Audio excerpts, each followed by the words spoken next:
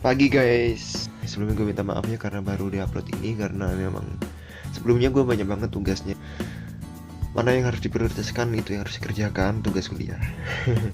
Oke, ya ini adalah hasil dari percobaan phone holder tanpa baut.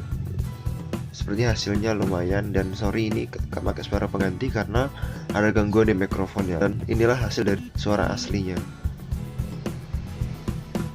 Ya, suara aslinya agak berisik karena ada gangguan, jadi suaranya tuh nggak kedengaran, dia nggak nyambung di mikrofonnya ya. Gitu. Sebenarnya cukup lumayan stabil untuk pakai handphone. Kalau mungkin pakai GoPro ya lebih bagus lagi, tapi nggak punya.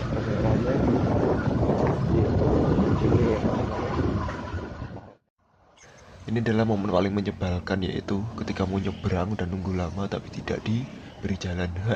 It's okay, sabar.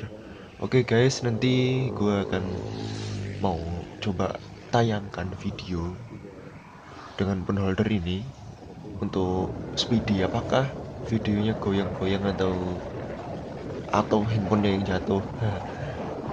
Oke, check it out. Siap, bersedia, mulai. Mantap bro. Oke, ini hanya ngetes phone holder saja. Jadi kalau di jalan-jalan lain ya jangan ngebut-ngebutan, karena saya juga untuk ngetes ini pun nunggu waktu yang tepat tuh sekitar jam 11-an, karena emang jalan itu udah mulai sepi.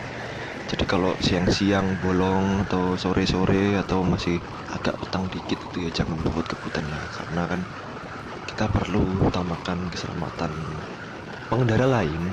Itu sebagai rider yang pintar dan cerdas, kita harus bisa menjaga emosi untuk berkendara, oke? Dan ini adalah sekian review dari saya, dan saya mengucapkan terima kasih banyak atas apa ya? Ya, atas anunya kreatif. Thank you.